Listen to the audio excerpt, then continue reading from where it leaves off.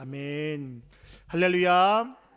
오늘도 변함없이 하루의 첫 시간을 주님 앞에 나와 예배하며 하루를 시작한 우리 모두에게, 또한 영상으로 예배한 우리 모두에게 주님의 크신 은혜와 평강 또 축복이 가득하시기를 먼저 간절히 축원합니다. 오늘은 요한계시록 18장 1절에서 24절의 말씀을 가지고 바벨론의 멸망과 깨달음, 바벨론의 멸망과 깨달음이란 제목으로 하나님의 말씀을 증거하도록 하겠습니다. 오늘 살펴보는 계시록 18장은 어제 살펴보았던 계시록 17장에 이어서 음녀 바벨론의 멸망에 대한 이야기를 다루고 있습니다. 바벨론의 멸망에 선포하는 천사의 전주곡 소리, 그리고 그에 대한 탄식하는 무리들의 애곡, 또 마지막을 보이는 바벨론의 최후의 모습으로 그려진 오늘 본문은 바벨론의 멸망의 당위성을 보여주고 있습니다. 즉 하나님의 오래 참으심에도 불구하고 계속되는 악은 결국 하나님의 공의의 심판을 불러일으킬 수밖에 없다라는 것을 이야기하고 있습니다. 사도 요한은 큰 상업도시의 멸망을 통해서 음녀 바벨론의 최후의 모습을 묘사하고 있는데, 어제 살펴본 것처럼 음녀 바벨론은 로마나 예루살렘 같이 역사상에 실제로 있었던 이 세상의 도시나 국가가 아니라 역사상 어느 도시나 사회에서도 있을 수 있는, 그리고 세상 최후의 더 큰 악의 세력을 떨치며 이 세상 사람들을 타락시킨 거대한 권세와 죄도의 모습이다라고 할 수 있습니다. 결국 음녀 바벨론의 심판은 이와 같은 악의 세력의 최종적인 심판을 의미하는 것이라고 할 수 있습니다. 이러한 내용을 다루는 본문은 크게 세 부분으로 나누어 볼 수 있습니다. 먼저 1절에서 8절은 바벨론의 멸망의 선언에 대한 이야기를 다루고 있으며, 9절에서 20절은 바벨론의 심판의 결과에 대한 이야기를 다루고 있습니다. 또한 21절에서 24절은 바벨론의 구체적인 멸망에 대한 이야기를 다루고 있습니다. 그러면 본문의 말씀을 통하여서 이 새벽 우리에게 주시는 그 말씀은 무엇인지 함께 나누고 기도의 제목을 삼고자 합니다. 첫 번째입니다. 죄악은 결국 무너지게 됩니다. 죄악은 결국 무너지게 됩니다. 오늘 본문 1절과 2절은 이렇게 이야기합니다. 이 일 후에 다른 천사가 하늘에 내려오는 것을 보니 큰 권세를 가졌는데 그의 영광으로 땅이 환하여지더라. 힘찬 음성으로 외쳐 이르되 무너졌도다 무너졌도다. 큰 성 바벨론이여, 귀신의 처소와 각종 더러운 영이 모이는 곳과 각종 더럽고 가증한 새들이 모이는 곳이 되었도다 라고 그렇게 말씀합니다. 오늘 본문 1절에서 천사들을 외칩니다. 무너졌도다 무너졌도다, 큰 성 바벨론이요 라고 하면서 이 바벨론에 대한 심판을 분명하게 선포하고 있습니다. 우리가 잘 알다시피 구약 성경을 보면 바벨론은 고대 근동의 패권을 차지했던 강력한 국가였습니다. 남유다도 이 바벨론에 의해서 멸망당하게 되었고, 예루살렘도 함락을 당하여서 철저히 무너지게 되었습니다. 중요한 것은 무엇이냐? 이러한 바벨론도 바사의 고레스 왕에게 무너지게 되었다라는 사실을 우리 너무나 잘 알고 있습니다. 또한 분명한 것은 다니엘은 느부갓네살 왕에게 보여주셨던 하나님의 그 이상을 통하여서 이 바벨론이 그냥 바사에 의해서 무너졌던 것이 아니라 하나님의 심판에 의해서 그 모든 것들이 이루어지게 된다라는 것을 미리 알고 있었다라는 것입니다. 또한 사도 요한은 구약의 역사를 통하여서 하나님의 백성을 괴롭히는 나라는 언젠가는 이렇게 무너지게 된다라는 이 사실을 분명하게 알고 있었고, 나아가 사도 요한은 그와 같이 역사적인 나라인 바벨론이 하나님의 심판에 의해서 무너지는 것처럼 악의 세력을 상징하는 이 바벨론이라는 세력들도 결국 하나님 앞에서 심판당할 것임을 알게 되었고, 더 나아가서 환상을 통하여서 보게 되었다라는 것입니다. 오늘 본문 1절이 이렇게 합니다. 하늘에서 천사가 내려오는데 큰 권세를 가졌고 그의 영광으로 땅이 환해졌다라고 그렇게 이야기합니다. 그리고 이의 말씀들을 보면은 그 큰 성 바벨론이 1시간 만에 망했다, 1시간 만에 망했다라고 그렇게 이야기하고 있습니다. 이것이 의미하는 것이 무엇이냐? 바로 하나님의 영광과 악을 심판하는 존재의 위대함과 또 강함을 보여준다라고 말씀합니다. 심판하러 내려오시는 그 천사를 통하여서 하나님의 영광의 임재의 모습이 그들 가운데 이루어지게 되었으며, 그 심판의 과정이 단 1시간 만에 모든 것들을 철저히 무너뜨리는 그 심판의 과정을 통하여서 통해서 하나님의 위대하심과 또 하나님의 강력한 그 힘에 대해서 분명하게 말씀하고 있습니다. 결국 심판하시는 하나님의 위대함과 영광, 그 앞에서 강력했던 악의 세력인 음녀 바벨론도 철저히 심판당하게 된다라는 것을 오늘 성경은 분명하게 말씀하고 있습니다.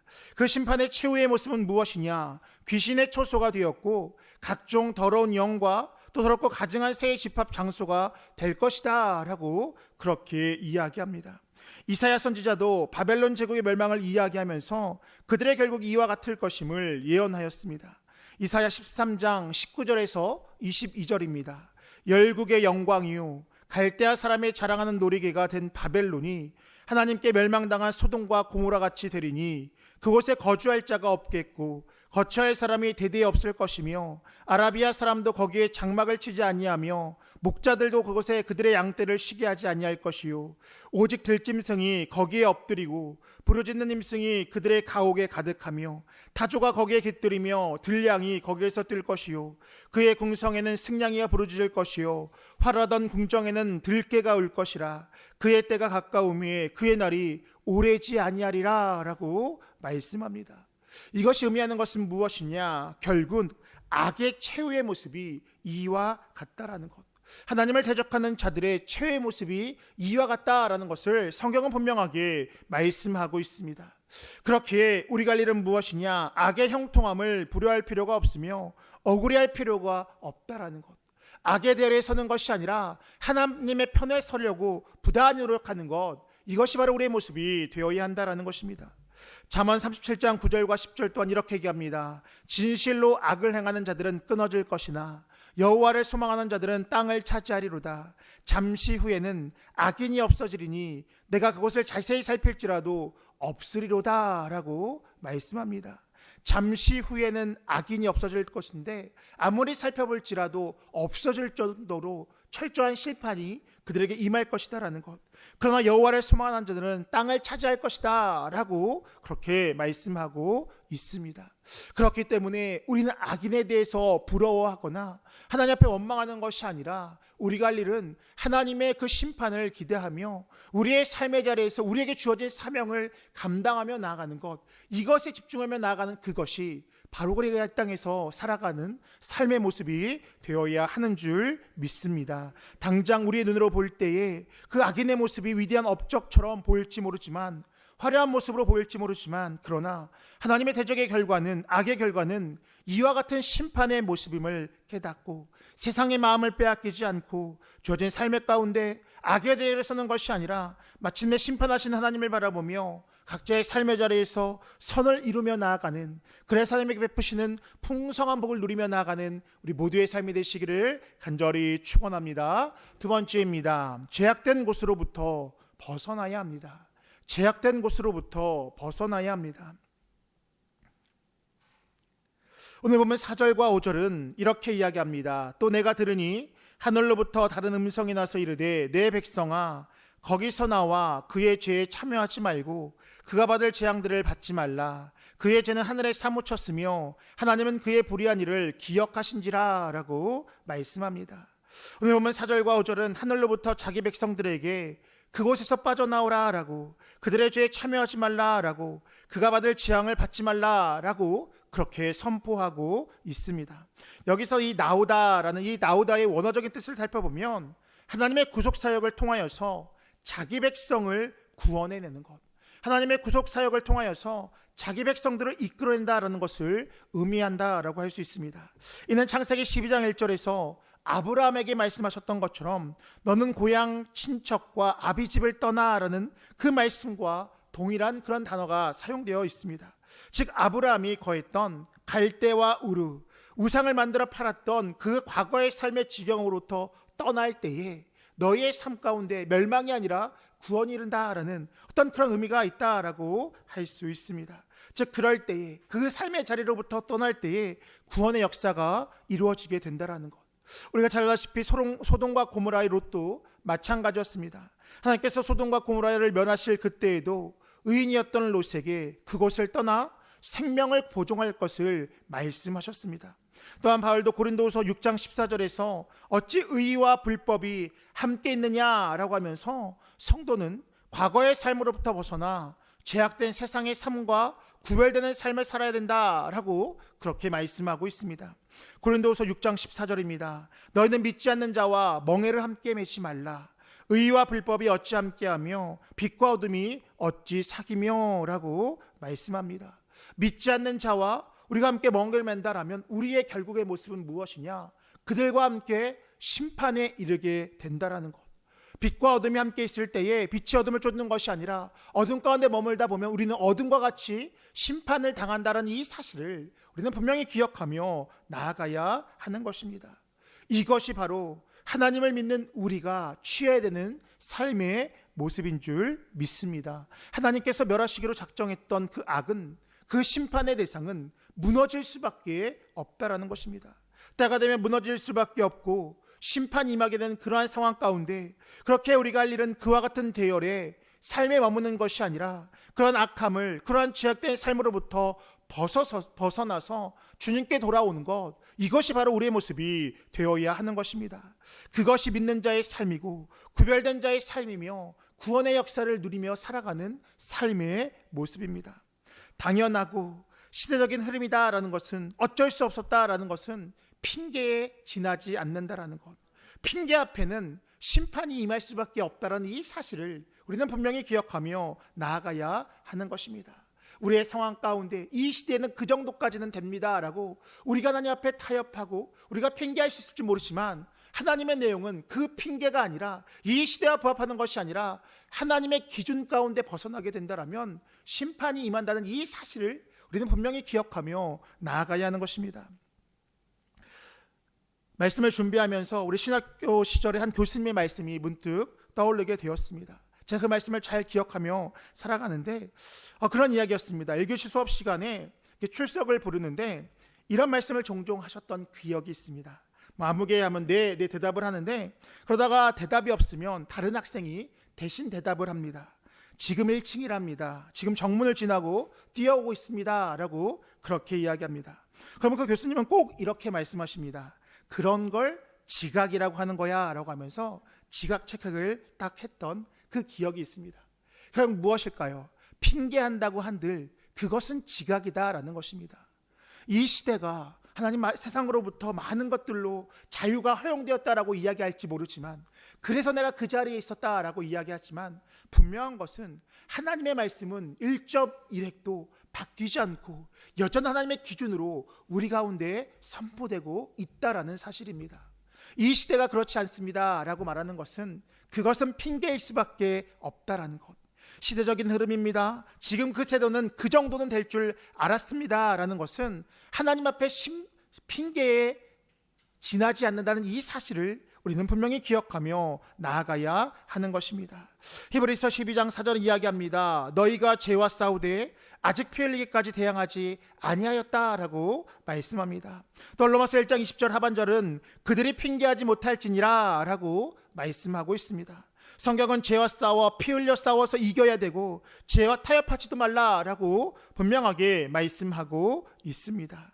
우상 숭배, 음행, 자존, 교만, 사치, 향락, 고난의 회피, 또 삶에 대한 폭력이 있는 그곳에는 하나님의 심판이 있다라는 것, 그것이 세상의 흐름이다라고 이야기할지라도 그곳에는 심판이 있다라는 이 사실을 우리는 분명히 기억하며 나아갈 때에 심판의 모습이 아니라 구원의 역사가 이루어지게 되는 줄 믿습니다. 바라는 것은 하나님 앞에 핑계하는 자가 되는 것이 아니라 그곳으로부터 떠나 돌아설매를 통하여서 멸망이 아닌 구원의 역사를 누리며 나아가는 우리 모두의 삶이 되시기를 간절히 축원합니다. 끝으로 여전히 깨닫지 못하는 모습이 우리의 모습입니다. 여전히 깨닫지 못하는 모습이 우리의 모습입니다. 본문 9절부터 19절의 말씀을 보면 이 바벨론의 심판을 바라보면서 애통해하면서 애가를 부르는 상인들의 노래가 그려지고 있습니다. 그들은 이 바벨론이라는 제약된 곳에서 그들의 죄악 또 사치로 인하여서 생업을 유지해오던 자들로서 그들의 삶을 더 이상 유지할 수 없게 되자 애통해했던 것입니다. 즉 그들이 바벨론과 무역했던 것을 보면 보석류와 옥과 향료와 노예, 그래 사람의 영혼이다 라고 그렇게 기록하고 있습니다.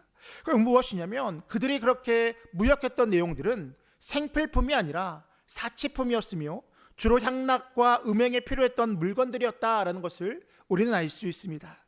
즉 그들의 죄악을 부추겨야 그제서야 비로소 살아갈 수 있는 그 상인들은 그들의 심판을 바라보면서 애통해하게 됩니다.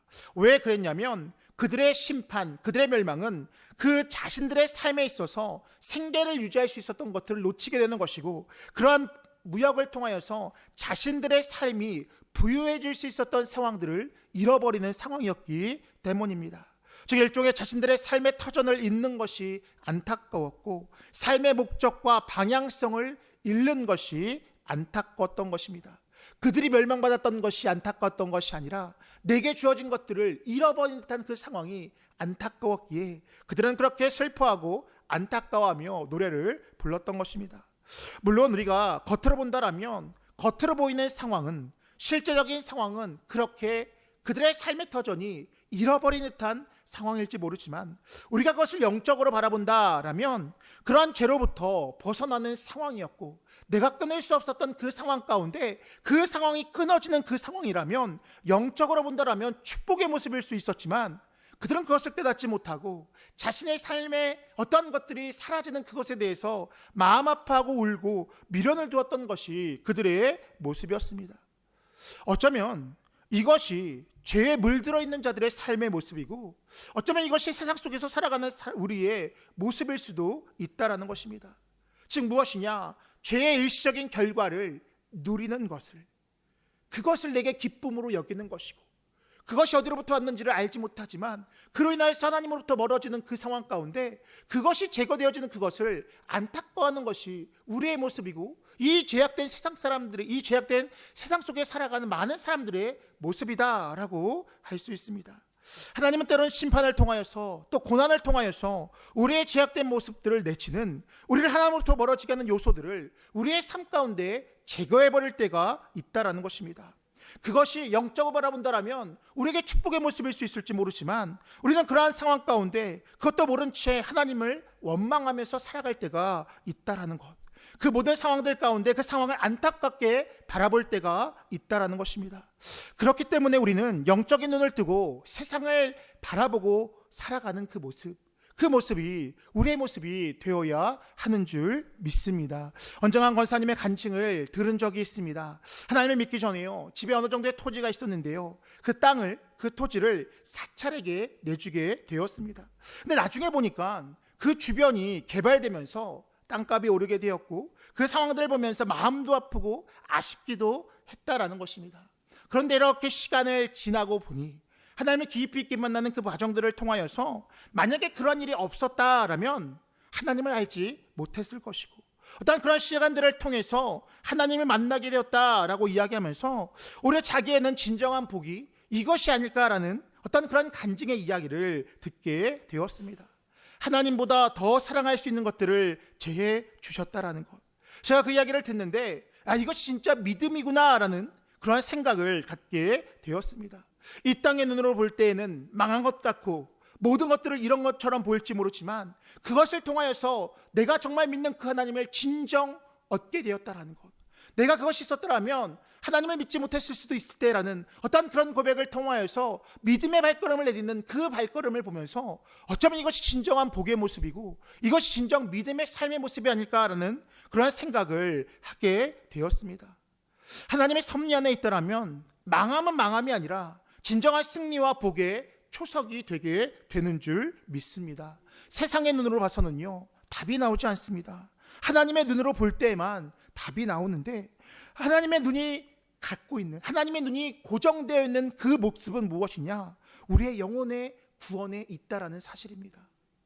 하나님은 모든 상황들을 통하여서 무엇을 원하는 것이 아니라 내가 구원받기를 원하는 것이고, 우리의 삶이 구원받기를 원하는 것이 하나님의 마음이고 하나님의 초점이다라는 것입니다. 우리가 이 관점으로 우리의 삶을 바라본다라면 하나님의 뜻을 깨닫게 되는 것이고, 궁극적으로 하나님의 나라를 경험하게 되는 역사가 우리의 삶 가운데 이어지게 된다는 것입니다. 하나님의 관심은 영혼 구원. 왜 그럴까 생각해 보면은 자신이 너무나 사랑했던 그 아들이 예수 그리스도의 그 죽음을 헛되게 하지 않기 위해서 하나님은 한 영혼이 구원받는 그 일에 초점을 두고 계시다라는 것입니다. 내 아들의 죽음이 헛되지 않게 되기를 원하는 것이 하나님의 모습이고, 그것이 우리의 삶으로 적용해 본다라면 우리 가운데 믿음이 더욱더 성숙해지기 위해서 우리의 삶 가운데 그와 같은 어려움들이 찾아올 때가 있다라는 것입니다. 요한복음 3장 16절입니다. 하나님이 세상을 이처럼 사랑하사 독생자를 주셨으니 이는 그를 믿는 자마다 멸망하지 않고 영생을 얻게 하려 하심이라 라고 이야기합니다. 멸망하지 않고 영생을 얻기 위한 방법이 무엇이냐? 그를 믿는다라는 것. 그럴 때 우리가 멸망하지 않고 영생을 얻는 영광이 우리 가운데 주어진다라면 우리의 신앙의 목적이 무엇이 되어야 되느냐? 믿음에 있는 줄 믿습니다. 이 땅에 그 무엇이 아니라 우리 하나님을 온전히 믿을 때에 우리 간에 놀라운 구원의 역사가 우리의 삶 가운데 주어지게 된다라는 것. 하나님, 우리의 삶의 모든 상황들 가운데 하나님의 초점은 무엇이냐? 우리가 예수를 온전히 믿고 구원받는 그 일에 있다라는 이 사실을 우리는 분명히 기억하며 나아가야 하는 줄 믿습니다. 그럴 때에 삶이 해석되어지고 삶 가운데 놀라운 역사가 이루어지게 된다라는 것. 더 나아가서 우리가 그것에 초점을 두고 나아갈 때에 하나님은 단순히 영혼의 구원뿐만 아니라 우리의 삶 가운데도 풍성한 은혜와 복을 허락해 주시는 줄 믿습니다. 그 믿음이 소유된 그 삶이 무엇이냐? 먼저 그의 나라와 그의 의를 구하는 삶이 되는 것이고, 그의 나라와 그의 의를 구하는 삶 가운데 하나님이 이 모든 것들을 더하시는 은혜를 허락해 주실 줄 믿습니다. 삶 가운데 하나님을 원망하는 것이 아니라 삶 가운데 펼쳐진 모든 것들이 결국 나의 믿음의 성장과 나의 구원, 내 영혼의 구원에 초점되어 있다는 이 사실을 기억하시고 하나님의 관점으로 삶을 바라보시고 그 삶 가운데 하나님의 놀라운 구원의 역사를 누리며 믿음에 거장되게 하셔서 하나님의 놀라운 은혜와 축복을 누리며 나아가는 우리 모두의 삶이 되시기를 간절히 축원합니다. 기도하겠습니다. 거룩하시고 자비로우신 하나님, 오늘도 우리에게 새로운 생명을 주셔서 새 날을 살아가게 하시니 참으로 감사를 드립니다. 우리가 잘나서 오늘을 살아가는 것이 아니라 하나님께서 우리에게 생명 주셨기에 우리가 오늘을 살 수 있음을 겸손히 고백합니다. 오늘도 나의 뜻대로 살아가는 것이 아니라 그렇게 아버지의 뜻을 구하며 살아갈 수 있는 우리 모두가 되게 하여 주시고, 나의 기준으로 나의 삶의 방법으로 이 세상을 바라보는 것이 아니라 하나님의 기준과 하나님의 눈으로 이 세상을 바라보며 살아가는 우리 모두가 되어질 수 있도록 인도하여 주시옵소서. 악은 하나님 앞에 무너짐을 기억하게 하여 주셔서 악에 속하지 않는 하나님의 편의 선을 속하며 살아가는 우리 모두가 되게 하여 주시고, 분별한 은혜를 더하여 주셔서 하나님의 영광을 누리며 나아가는 우리 모두가 되어질 수 있도록 인도하여 주시옵소서. 그래서 하나님 앞에 서는 그날 마침내 잘했다 칭찬받는 우리 모두의 삶 되어질 수 있도록 인도하여 주시옵소서. 이 새벽 주님 앞에 나올 때에 귀한 힘을 드린 자들이 있습니다. 드린 손길 복되게 하여 주시고 간절한 기도 응답되어져 놀라운 역사를 누리며 나아가는 복된 발걸음 되어질 수 있도록 인도하여 주시옵소서. 오늘 하루의 삶 가운데서도 우리 형님 모든 것들의 가정과 직장과 삶의 터전을 지켜보여 주시며 삶의 환경을 지켜주시며 자녀를 지켜보여 주셔서 오늘도 주님 안에서 넉넉히 승리하며 나가는 복된 하루의 삶 되어질 수 있도록 인도하여 주시옵소서. 특별히 거룩한 주일, 특별히 추수감사주일을 준비하는 오늘 몸과 마음과 정성을 다해서 주일을 준비하는 우리 모두가 되게 하여 주셔서 하나님 앞에 최고의 영광을 돌리며 나가는 우리 형님의 모든 것들 되어질 수 있도록 인도하여 주시옵소서. 감사드리며 예수님의 이름으로 기도하옵나이다. 아멘.